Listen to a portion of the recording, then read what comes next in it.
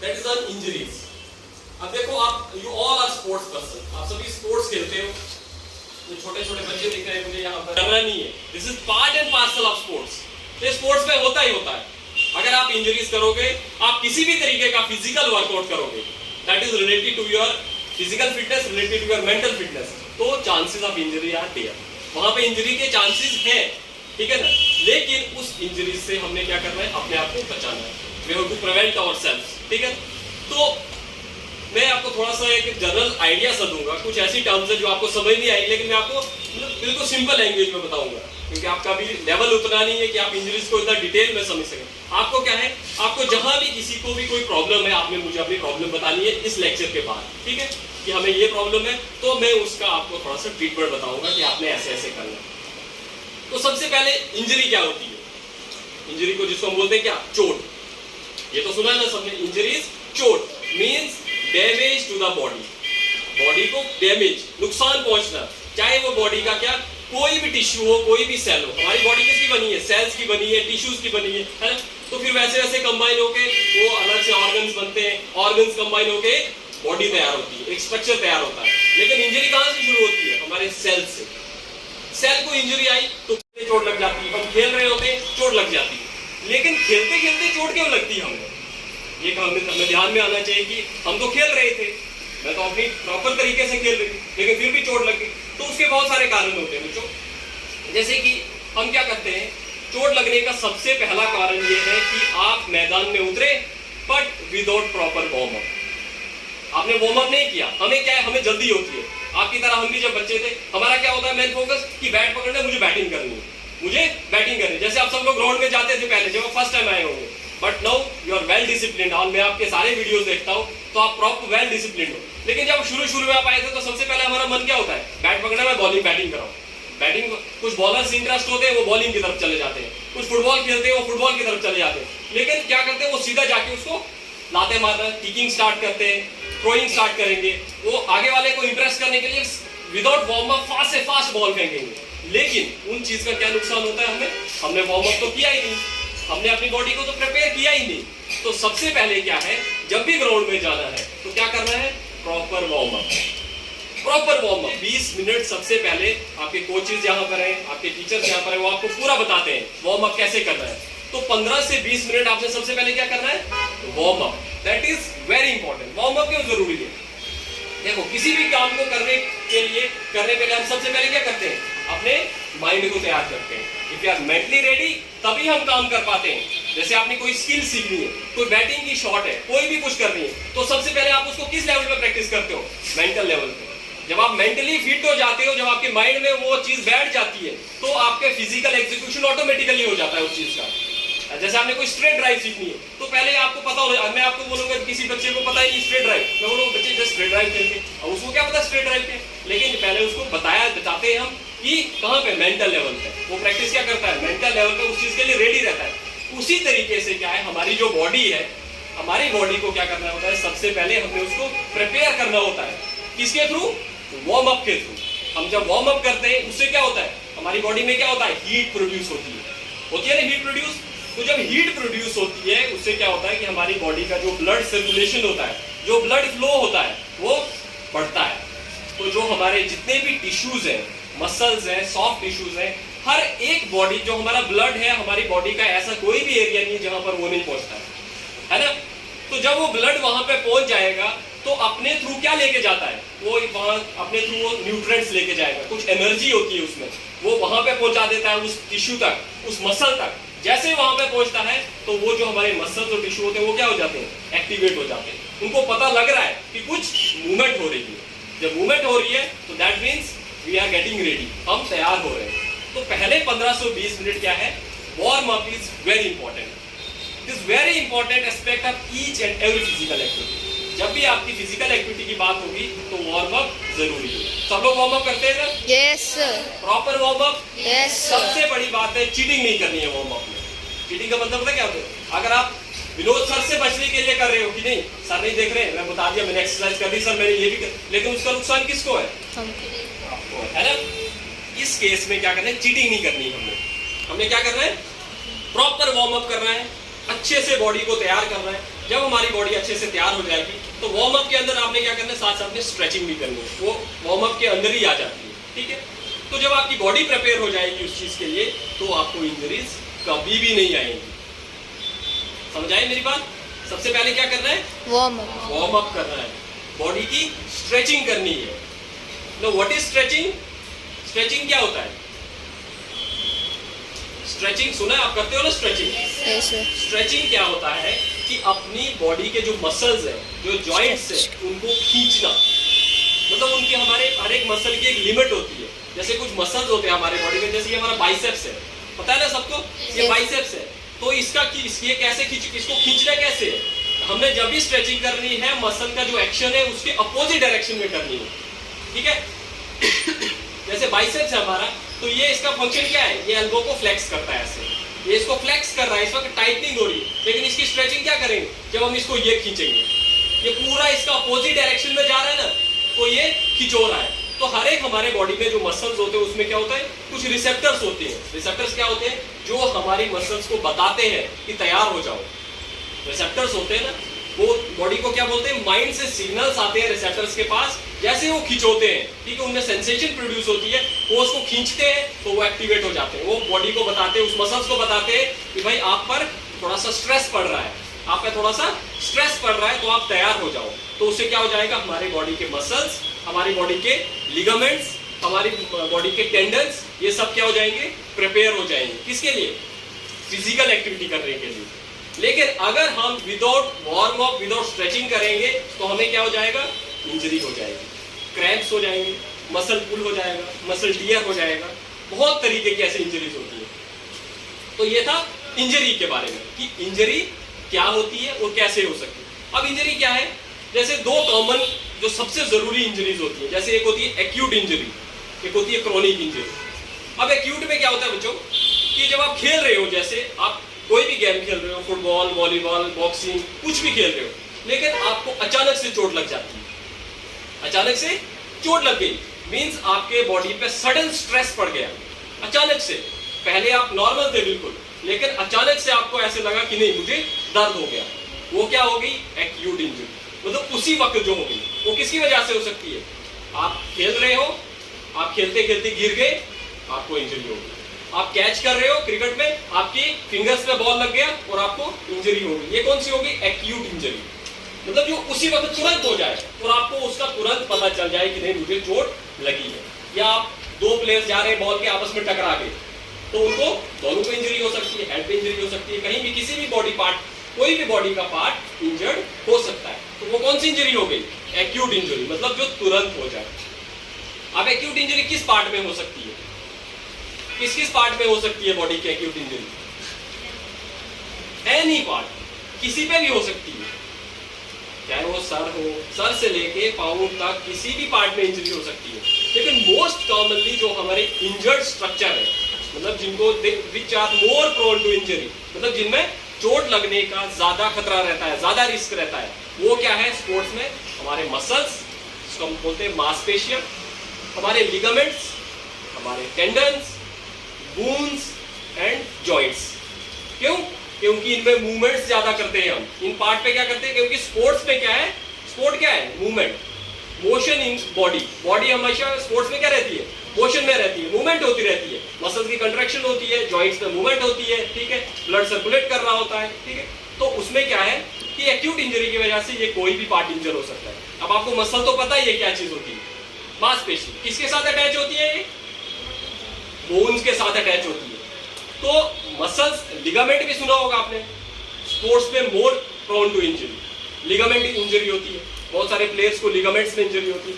तो what is ligament, ये ligament क्या होता है, सुना आपने कभी लिगामेंट का नाम, ऐसे नाम सुना होगा आपने, जो बड़े बच्चे हैं लिगामेंट सुना होगा। लिगामेंट एक्चुअली क्या होता है, जो हमारी दो हड्डियां होती है ना, हमारी दो बोन्स कहां पे ज्वाइन करती हैं, जॉइंट्स पे करती है ना, तो जहां पर दो बोन्स ज्वाइन करती है, उन दो बोन में जो स्टेबिलिटी होती है, उनको बैलेंस जो बना के रखता है, वो कौन बनाते हैं, लिगामेंट्स। ये हमारी हड्डी, सपोज नी ज्वाइंट है, अब नी ज्वाइंट में लिगामेंट्स होते हैं, इसके चारों तरफ लिगामेंट है, इसके यहाँ भी लिगामेंट है, पीछे से भी है, एंटीरियर भी, मीडियल भी, ये चारों तरफ से इसको सपोर्ट कौन प्रोवाइड करके रखी है, किसने, लिगामेंट ने।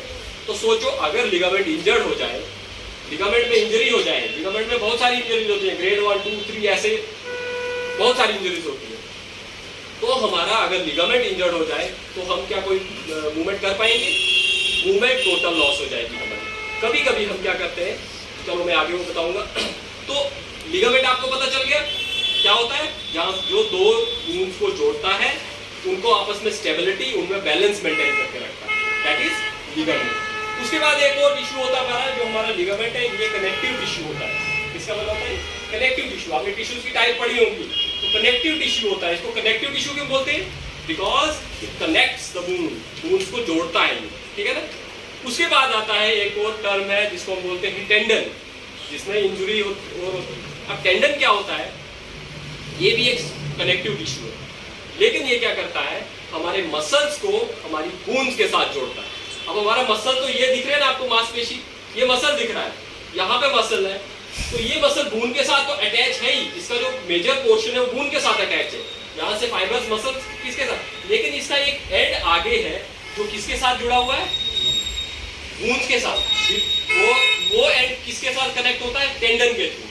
हमारी जो मसल्स है, मसल का एक एंड किसके साथ है? सॉरी, टेंडन जो है, टेंडन का एक एंड मसल के साथ है और दूसरा एंड किसके साथ है? बोन के साथ। तो टेंडन किस को कनेक्ट करता है? मसल्स एंड बोन्स, मसल को। और जो लिगामेंट होता है वो किसको कनेक्ट करता है? बोन को बोन के साथ। वो स्टेबिलिटी प्रोवाइड करता है, ठीक है। और जो टेंडन होता है वो एक एंड मसल के साथ और दूसरा बोन के साथ। तो जो भी मूवमेंट्स होती है वो भैया टेंडन के थ्रू होती है, क्योंकि मसल क्या करती है, ये मसल उसको खींचती है, किसको? टेंडन को। तो टेंडन अटैच होता है बोन के साथ, तो उसने उसको खींचा तो मूवमेंट प्रोड्यूस हुई। आपको समझ आ रही है मेरी बात? yes. तो ये सारे स्ट्रक्चर्स क्या है, एक दूसरे के साथ लिंक्ड है, एक दूसरे के साथ जुड़े हुए हैं, मसल्स भी, टेंडन भी, लिगामेंट्स भी। उसके बाद एक और इंजरी होती है किसको? बोन्स को। बोन्स में इंजरी कब होती है बच्चों? बोन जो होती है जब हमें मतलब force of impact is very high. अगर कभी कभी क्या होता है, बोन में फ्रैक्चर हो जाता है, हम खेल रहे होते हैं, फुटबॉल खेल रहे हैं, जैसे जो मोस्टली हमारे जो कॉन्टैक्ट स्पोर्ट्स है ना, कॉन्टैक्ट स्पोर्ट्स कौन से होते हैं? 1-to-1 जिसमें, जैसे कम्बैटिव स्पोर्ट्स होते हैं, बॉक्सिंग हो गई, रेसलिंग हो गई, जूडो हो गया, ठीक है, मार्शल आर्ट्स जितने भी आपके, तो उसमें 1-to-1 कॉन्टैक्ट होता है, ठीक है। तो उन केस में क्या होता है कि बोन्स के फ्रैक्चर के चांसेस होते हैं। जैसे फुटबॉल हो गया, फुटबॉल खेलते खेलते भी क्या कोलिजन होता है आपस में, या हम फोर्सफुली गिर जाते हैं, तो जब फोर्स ऑफ इंपैक्ट ज्यादा होगा तो उस टाइम पे चांसेस क्या होते हैं इंजरी के बोन को, तो बोन में क्या हो सकता है? फ्रैक्चर हो सकता है। जॉइंट्स में एक इंजरी होती है जिसको हम बोलते हैं डिसलोकेशन। डिसलोकेशन मींस आपका जॉइंट जो होता है वो क्या, ये जो डिसलोकेशन होती है ये जॉइंट्स पर होती है। जैसे ये आपका शोल्डर जॉइंट की एक एग्जांपल देता हूं मैं आपको। शोल्डर जॉइंट क्या होता है, एक हमारी बोन होती है, इसको बोलते हैं ह्यूमरस, यहाँ पर एक दूसरी बोन होती है जिसको बोलते हैं स्कैपुला, ठीक है। तो ये क्या होती है, जो स्कैपुला है उसके अंदर एक ऐसी कैविटी होती है जिसको ग्लिनॉइड कैविटी बोलते हैं, और ह्यूमरस का एक हेड होता है, वो ऐसे जुड़ता है उसमें। तो ये जो हमारी बाजू है, देखो ये कैसे घूमती है, ये क्यों नहीं घूमती है ऐसे, इसकी तरह क्यों नहीं घूमती है एल्बो, नहीं, शोल्डर जॉइंट क्या है, ये पूरा घूमता है ना ऐसे ऐसे इसमें। तो इसमें क्या होता है, एक कैविटी होती है, एक ऐसे जॉइंट होता है, उसमें रोटेट करता है। तो कभी कभी क्या होता है, इसके सपोर्ट में क्या होते हैं, लिगामेंट्स, टेंडन्स और मसल्स, ये जॉइंट में, मतलब ये जो हमारा जॉइंट है ये least stable joint in the body है। हमारा शोल्डर जॉइंट जो है और हिप जॉइंट है, ये मतलब बहुत जल्दी डिस्लोकेट हो जाता है बहुत सारे बच्चों में ज्यादा होता है, इसके ज्यादा चांसेस भी होते हैं क्योंकि उनके मसल्स अभी डेवलप नहीं हुए होते हैं, उनके लिगामेंट्स अच्छे से डेवलप नहीं हुए होते हैं और उनमें वो उतनी स्ट्रेंथ नहीं होती है अभी कि वो उसको टॉलरेट कर सके। तो डिस्लोकेशन में क्या होता है कि ये जॉइंट यहाँ से स्लिप हो जाना, जॉइंट का अपने जहाँ पे आर्टिकुलेशन थी, जहाँ पे उस पर मूवमेंट हो रही थी, वहां से स्लिप हो जाना, नीचे के लिए स्लिप हो जाना या पीछे के लिए स्लिप हो जाना, मतलब जो उसकी ओरिजिनल पोजीशन थी ना वहां से स्लिप हो जाना, तो उसको क्या बोलते हैं हम, डिस्लोकेशन, ठीक है। तो ये भी किसमें होता है, स्पोर्ट्स में इंजरी होती है। तो मैं आपको बता रहा था एक्यूट इंजरी के कि एक्यूट इंजरीज में कौन कौन से स्ट्रक्चर इन्वॉल्व होते हैं। एक्यूट इंजरी के बाद बचे होती है, दूसरा होता है क्रोनिक इंजरी। क्रोनिक इंजरी क्या होती है, एक्यूट में क्या बोला था मैंने आपको कि आपको अचानक से लगेगी, अचानक से किसी भी जो मैंने स्ट्रक्चर्स बताए ना आपको, मसल्स, लिगामेंट, टेंडन, इन पे प्रेशर पड़ेगा और आपको पेन फील होगा। उसके बाद जो क्रोनिक इंजरी है, क्रोनिक इंजरी में क्या होगा आपको, क्रोनिक इंजरी ऐसी होती है जिसमें क्या है कि आपके ये जो स्ट्रक्चर्स है, कौन से, मसल्स, लिगामेंट्स, टेंडन, बोन्स, इन पे आपको क्या होगा, स्ट्रेस पड़ेगी, लेकिन धीरे धीरे स्ट्रेस। मतलब क्या होगा कि आपको थोड़े से, जैसे आप खेल रहे हो, फुटबॉल खेल रहे हो या कोई भी गेम खेल रहे हो, आपको थोड़ी सी चोट, पेन फील होती है, मतलब थोड़ा सा स्ट्रेस आता है उस पर, लेकिन उतना नहीं आता है कि आप अपनी गेम छोड़ दो। मेरी बात समझ रहे हो? मीन्स थोड़ा थोड़ा धीरे धीरे आपको क्या, और लॉन्गर पीरियड ऑफ स्ट्रेस बढ़ता जाता है, धीरे धीरे धीरे। हम क्या करते हैं, मोस्टली जो क्रॉनिक इंजरीज होती है हम उनको अवॉइड करते हैं। हम क्या बोलते हैं कि नहीं, थोड़ी सी मैं इतना पेन बर्दाश्त कर रहा हूँ, ठीक है, कोई बात नहीं। धीरे धीरे धीरे धीरे क्या होता है, वो जो क्रॉनिक इंजरीज होती है वो बहुत ही भयानक रूप ले लेती है, धीरे धीरे वो उस पार्ट को डैमेज कर रही होती है। हम क्या करते हैं मोस्टली कि नहीं, हमें थोड़ा सा पेन हो रहा है, छोड़ देते हैं, कोई बात नहीं, खेल रहे हैं, हम उस चीज को अवॉइड करते हैं। लेकिन कोई भी इंजरी, चाहे छोटी हो चाहे बड़ी हो, आपने इंजरीज को अवॉइड नहीं करना। कहीं भी अगर आपको कोई चोट आती है तो आप अपने ट्रेनर को बताइए कि मुझे यहाँ पे पेन हो रही है, मुझे ये प्रॉब्लम है, फिर वो आपको फर्दर गाइड करेंगे उस बारे में। लेकिन इंजरीज को हमेशा सीरियसली लेना है, स्पेशली स्पोर्ट्स में, ठीक है, क्योंकि इसका क्या होता है, इसका डायरेक्ट इम्पैक्ट क्या होता है आपकी परफॉर्मेंस पे, आपकी गेम पे, ठीक है ना। तो हमेशा इंजरीज जब भी होगी उसको सीरियस तरीके से लेना। तो दो तरह की जो कॉमन इंजरीज मैंने आपको बताई, कौन कौन सी, एक्यूट इंजरी और क्रॉनिक इंजरी। अब इसमें क्या होता है, क्रॉनिक, ये मैंने आपको इंजरीज, अब कुछ कॉमन इंजरीज बताता हूँ जो आप मतलब डेली रूटीन में आपको लगता है कि मुझे ये इंजरी हो गई, तो मुझे क्या करना है। तो सबसे पहले क्या है इसमें, जैसे आपने सुना होगा स्प्रेन, कॉमन इंजरी है स्पोर्ट में। अब स्प्रेन क्या होता है, एक स्प्रेन होता है, एक होता है स्ट्रेन, दोनों ही एक चीज है, सिर्फ पी और टी का फर्क है, स्प्रेन और स्ट्रेन। जो स्प्रेन है ये होता है हमारे लिगामेंट्स में, किसमें होता है, लिगामेंट्स।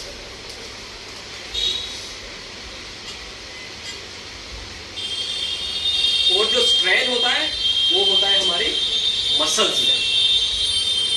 स्ट्रेन होता है हमारे लिगामेंट्स में और टेंडन्स में, और जो स्ट्रेन होता है वो होता है हमारे मसल्स में, हमारी मांसपेशियों में। तो इसमें डिफरेंस क्या है, मैंने आपको कहा ना कि हमारे मसल्स की, हमारे जॉइंट्स की एक लिमिट है, किस चीज की, मूवमेंट करने की, मूवमेंट करने की एक लिमिट है। अगर ये मेरा एल्बो जॉइंट है तो ये इतना ही खुलता है, इससे पीछे जाता है क्या, नहीं, ये बेंड होता है तो इतना ही जाता है। लेकिन स्पोर्ट्स खेलते वक्त कभी कभी ऐसे कोई अनवांटेड मूवमेंट होती है स्पोर्ट्स में, हमें तो पता नहीं लगता ना कि हम कौन सी मूवमेंट कर रहे हैं। कभी कभी गेम का मतलब एटमॉस्फेयर इतना हाई हो जाता है कि हमें पता नहीं चलता है। कभी कभी आपने देखा होगा बहुत सारे प्लेयरों को सेलिब्रेशन के टाइम पे इंजरी होती है, प्लेयर विकेट लेता है और वो इतने जोर से चिल्लाता है, चिल्लाते चिल्लाते क्रैम्प्स। कभी कभी वो जंप लेते ऊपर, जंप लेते लेते कोई बैक में इंजरी, ठीक है। तो ये होती है क्या, अनवांटेड मूवमेंट, जिनका हमें पता ही नहीं होता है कि उनकी वजह से वो क्या होती है, वो मूवमेंट्स हमारे मसल्स और हमारे जॉइंट्स के कंट्रोल से बाहर होती है, ठीक है। तो मैंने आपको कहा कि जब भी कोई मूवमेंट हमारे मसल्स की लिमिट, हमारे जॉइंट की लिमिट से बाहर हो जाए, ठीक है ना, मतलब जो उसकी एक रेंज ऑफ मोशन है, एक रेंज है हमारी मसल्स की और हमारे जॉइंट्स की, तो जब उस रेंज के बाहर मूवमेंट होती है तो स्प्रेन और स्ट्रेन इंजरी होती है। अब मैं आपको बताऊंगा, स्प्रेन मसल्स में होगा, सॉरी स्ट्रेन, स्ट्रेन किसमें, मसल में होगा। हमारी मसल्स को स्ट्रेच पड़ा बियॉन्ड इट्स लिमिट, हमारे हैमस्ट्रिंग है, क्वाड्रिसेप्स है, क्वाड्रिसेप्स है, हैमस्ट्रिंग्स है, तो इनमें क्या होता है, when these muscles are stretched beyond their normal limit, मतलब जो उनकी एक रेंज थी उससे ज्यादा बाहर खिंचाव लग गया, उसमें कोई ऐसी मूवमेंट हुई और उसमें क्या हो जाएगा, मसल में एक्सेस स्ट्रेन, मतलब एक इलास्टिक, ये हमारी मसल्स का नेचर क्या होता है, इलास्टिक नेचर होता है। हम कितनी स्ट्रेचिंग कर सकते हैं, कुछ बच्चे देखोगे कितनी फ्लेक्सिबिलिटी होती है बॉडी में, होती है ना, वो क्या है, हमारी मसल्स की इलास्टिक पावर है, इलास्टिक प्रॉपर्टी है मसल में ये। तो क्या होता है, लेकिन एक स्टेज ऐसी आती है कि जो बच्चे प्रॉपर वार्म अप नहीं करते, मैंने आपको पहले बताया, उनमें ये ज्यादा इंजरी के चांसेस होते हैं स्ट्रेन के। तो वो जब मसल अपनी लिमिट से ज्यादा बाहर चले जाएगी, उसमें क्या हो जाएगा, टीयर आ जाएगा। क्या होगा, मसल टीयर होगा। तो मसल टीयर होगा तो उससे क्या होगा, सिम्टम्स तो आपको पता ही है, क्या हो जाएगा, एकदम जैसे स्ट्रेन गया तो हम एकदम मूवमेंट लॉस हो जाती है, हम टांग पकड़ लेते हैं, बाजू पकड़ लेते हैं, कहीं पे भी हुआ। तो सबसे पहला सिम्टम क्या होता है, पेन, पेन शुरू हो जाती है, हम सीधे बैठ जाते हैं, मूवमेंट लॉस हो जाती है, क्योंकि अगर हम मूवमेंट करेंगे तो पेन और बढ़ेगा, हमारी मूवमेंट लॉस हो जाती है। धीरे धीरे क्या होगा, उसमें अंदर से और भी चेंजेस आने स्टार्ट हो जाएंगे, तो उसका इम्पैक्ट आपकी गेम पे पड़ेगा। तो जो कॉमन इंजरी है मैंने आपको बताई, मसल्स में कौन सी होती है, स्ट्रेन, इसको मसल पुल भी बोल सकते हैं। दूसरी इंजरी उसी से रिलेटेड है जो कि क्या है, स्प्रेन। ये भी बहुत कॉमन इंजुरी है स्पोर्ट्स में। स्प्रेन, स्प्रेन से क्या होगा, वैसे ही स्प्रेन मैंने आपको बताया कहाँ पे होता है, लिगामेंट्स और टेंडन्स में। जब लिगामेंट्स और टेंडन्स भी अपनी नॉर्मल लिमिट से ज्यादा स्ट्रेच हो जाएंगे तो उसमें क्या हो जाएगा, टीयर हो जाएगा। लिगामेंट्स और टेंडन में ग्रेड 1 टीयर होता है, ग्रेड 2 होता है, ग्रेड 3 होता है। अभी ग्रेडिंग क्या होती है, कि डॉक्टर्स इसको करते हैं ग्रेडिंग, क्योंकि ग्रेड 1 में क्या है कि पहले चेक करेगा अगर उसकी मूवमेंट हो रही है, नॉर्मल मूवमेंट हो रही है, हल्का सा पेन हो रहा है, तो इट मींस ग्रेड 1 है। ग्रेड 2 में क्या होगा, उस लिगामेंट्स के कुछ फाइबर्स टूट जाएंगे, कुछ फाइबर्स टूट जाएंगे, उसको स्वेलिंग होगी, एक्सेस पेन होगा, मूवमेंट नहीं कर पाएगा, तो वो समझ जाएगा दिस इज ग्रेड। ग्रेड 3 में क्या होगा कि जो आपका लिगामेंट होगा वो फट गया होगा, वहां से उसमें ब्रेक हो गया होगा।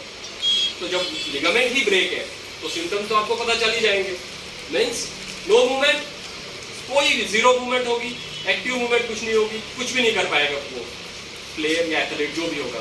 तो ये कौन सी इंजरी होती है, स्प्रेन, स्प्रेन और स्ट्रेन, ये कॉमन इंजरीज है स्पोर्ट्स में।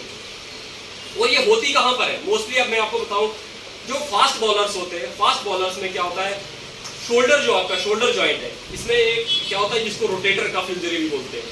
यहाँ पे रोटेटर कफ होता है। रोटेटर कफ क्या होता है, ये इसके सराउंडिंग में मसल्स होते हैं, हमारे यहाँ पे 4-5 मसल्स होते हैं, जैसे उनके नाम supraspinatus, infraspinatus, teres minor, teres major, ऐसे कुछ मसल्स होते हैं यहाँ पे इसके सपोर्ट में, और लिगामेंट्स भी होते हैं।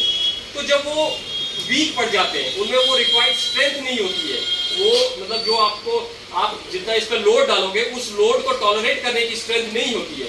अब आप उस जो आप लोड इस पर डाल रहे हो उससे ज्यादा वर्कआउट कर रहे हो तो उसको तो इंजरी होगी ना। कभी कभी क्या होते हैं, हम बॉल पकड़ते हैं और एकदम से थ्रो करते हैं, एकदम से थ्रो करते हैं, तो हमें क्या होता है, हम एकदम डंडा पकड़ लेते हैं। उसका रीजन क्या होता है, उसका रीजन यही है कि आपकी उस मसल में वो स्ट्रेंथ नहीं है, आपके उन लिगामेंट्स में वो स्ट्रेंथ नहीं है, उनको प्रॉपर तरीके से कंडीशनिंग नहीं हुई है उनकी स्ट्रक्चर्स की।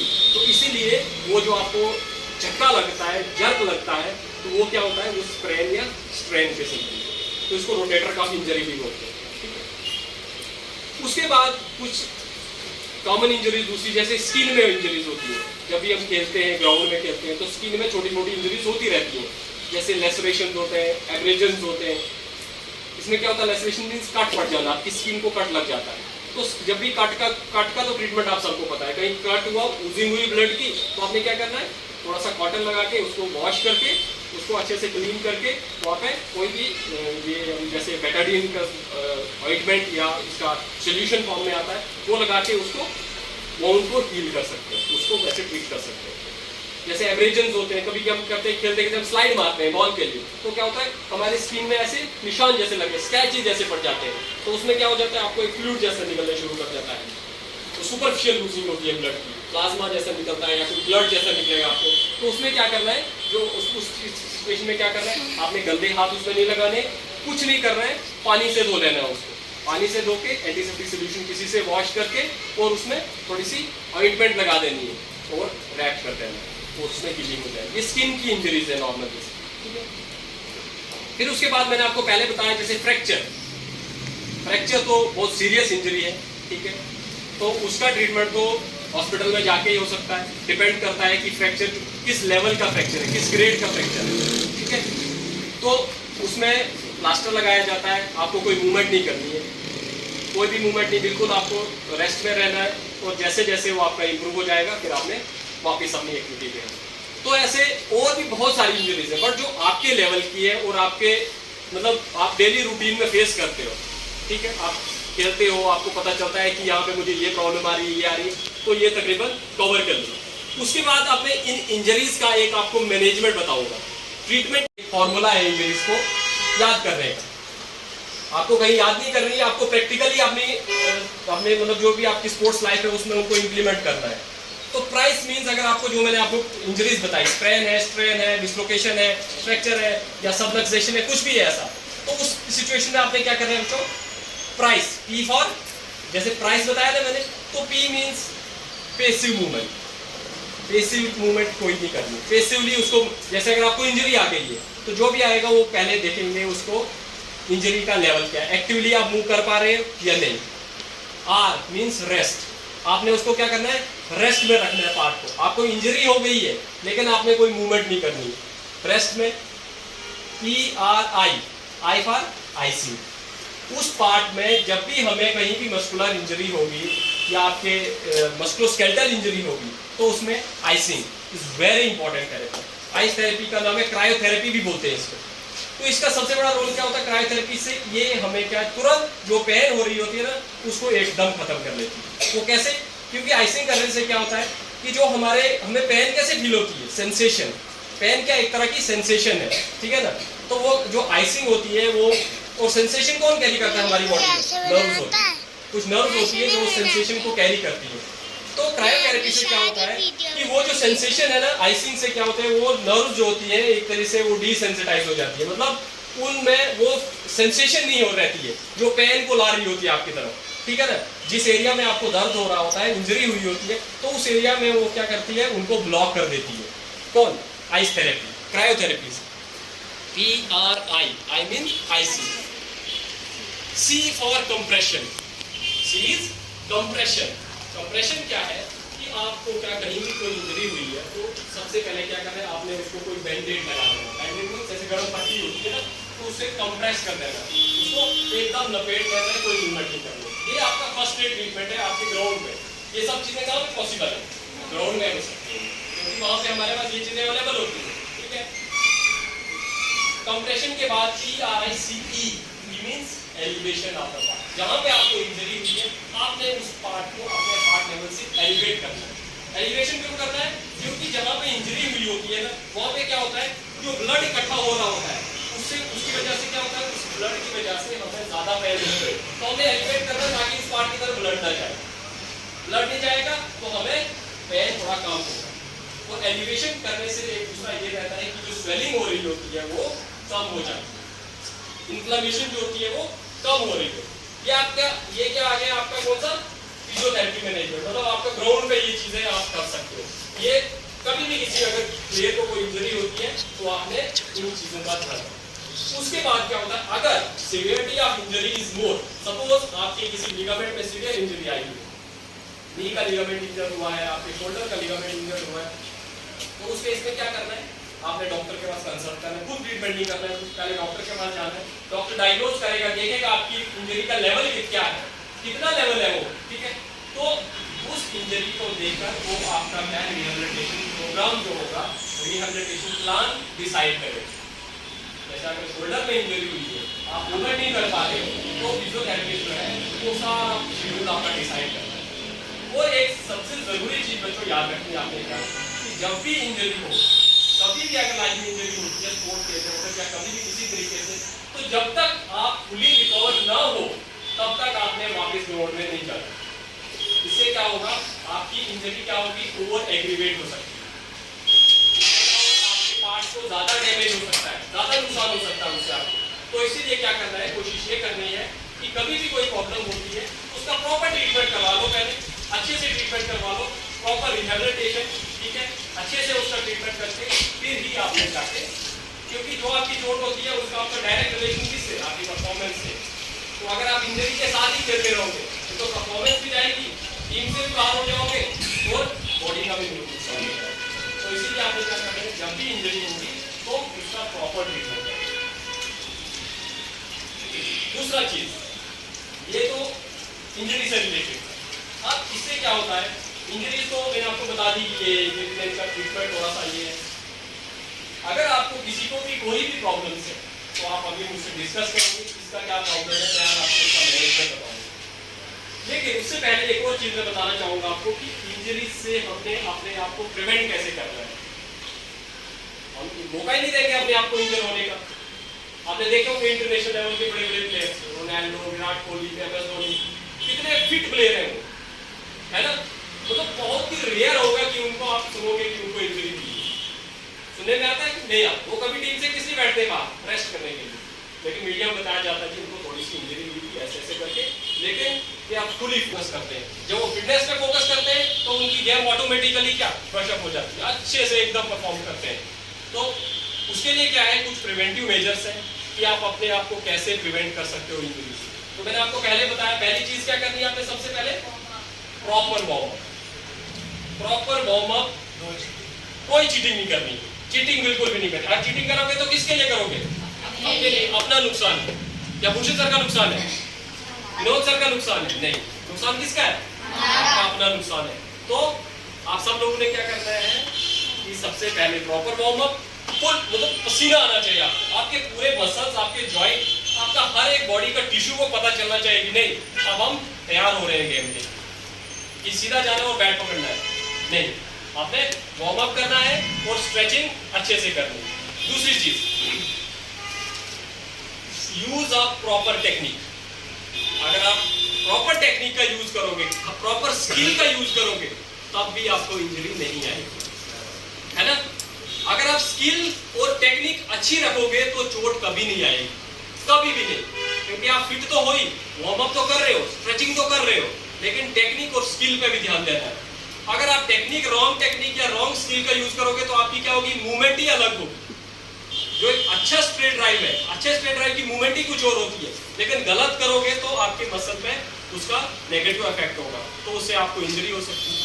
ठीक है, दो चीजें, यूज ऑफ प्रॉपर इक्विपमेंट्स, आपने प्रॉपर इक्विपमेंट का भी यूज करना है। कोई भी गेम खेल रहे हो, हर एक गेम में इक्विपमेंट्स होते हैं। हम क्रिकेट खेलते हैं तो हमारे पास हेलमेट होते हैं, ग्लव्स होते हैं, गार्ड होते हैं, थाई पैड होते हैं, आर्म पैड, हर चीज होती है। कभी भी अपने आप को ये ओवर कॉन्फिडेंस लेके नहीं जाना, भाई ये तो कुछ भी नहीं है मेरे सामने प्लेयर, मैं तो इसको बिना हेलमेट के खेलूंगा, नेवर, कभी भी नहीं। जब भी गेम खेलनी है, यूज ऑफ प्रॉपर इक्विपमेंट्स। अगर आप प्रॉपर इक्विपमेंट्स का यूज करोगे तो तब भी आपको इंजरी नहीं हो। ठीक है, दूसरा, योर न्यूट्रिशनल स्टेटस, सबसे जरूरी चीज। अब फिटनेस तो है ही है, हम पूरी मेहनत कर रहे हैं, खून पसीना निकाल रहे हैं, पूरा ग्राउंड पे साफ पूरी प्रैक्टिस कर रहे हैं, सुबह शाम अच्छा सा सब कुछ, टेक्निक भी अच्छी कर रहे हैं, सब कुछ कर रहे हैं, लेकिन हम खा ही नहीं रहे हैं कुछ, हम बैलेंस डाइट ही नहीं ले रहे हैं कुछ, तो क्या आप फिट रहोगे? क्या आपको वार्म अप प्रॉपरली कर पाओगे? क्या आप प्रॉपर स्ट्रेचिंग कर पाओगे? कुछ भी नहीं कर पाओगे। तो न्यूट्रिशन का जो है, जो आपकी डाइट का है, वो बहुत बड़ा रोल है आपकी फिटनेस में, आपकी गेम पर, आपकी परफॉर्मेंस पर। तो जो आपकी डाइट होनी चाहिए, आपकी स्पोर्ट्स रिलेटेड डाइट होती है, आप कैसी, आपका वर्कआउट रिलेटेड डाइट होता है, आप कैसा वर्कआउट कर रहे हो तो आपको कैसा डाइट लेना है। आपका अगर हार्ड वर्कआउट है, आपका लॉन्ग एंड्योरेंस के लिए है, तो आपको किस तरीके, आप स्ट्रेंथ बिल्ड कर रहे हो तो स्ट्रेंथ के लिए डाइट अलग है, आप स्पीड पे वर्कआउट कर रहे हो तो उसके लिए डाइट अलग है। तो आपका जो डाइट होना चाहिए वो बहुत जरूरी है। सब लोग हेल्थी डाइट लेते हो ना? हाँ, अभी आप बहुत छोटे छोटे हो, खाना डट के खाना, ठीक है, ये चीज जरूरी याद रखना, डाइट। उसके बाद एक और चीज है, water intake. Water intake is very important. पानी सफिशिएंट क्वांटिटी में पीना, ये नहीं कि नहीं मुझे जब प्यास लगेगी तभी पानी पीना है, नहीं, 10 to 15 जो आपके गिलास है वो आपके पर डे होने चाहिए। और आप स्पोर्ट्स पर्सन हो तो आपको तो आपकी बॉडी की रिक्वायरमेंट वो उससे भी ज्यादा है ना? ये तो नॉर्मल पर्सन के लिए 10 to 15 डॉक्टर्स एडवाइस करते हैं, लेकिन एक स्पोर्ट्स पर्सन के लिए उसकी जो क्वांटिटी है वो ज्यादा बढ़ जाती है। छोटे मोटे प्रिवेंटिव मेजर्स मैंने आपको बताए, छोटी छोटी चीजें हैं, इन चीजों पे आपने ध्यान रखना है। अगर आप इन चीजों पे ध्यान रखोगे तो आपका फिटनेस लेवल बढ़ेगा, आपकी परफॉर्मेंस बढ़ेगी और आप कॉम्पिटिशन में अच्छा परफॉर्म करोगे। ठीक है, okay, thank you all.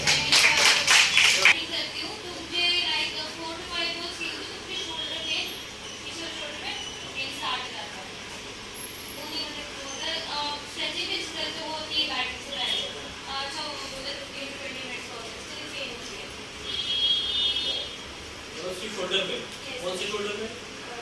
Right shoulder में, राइट बैठो आप।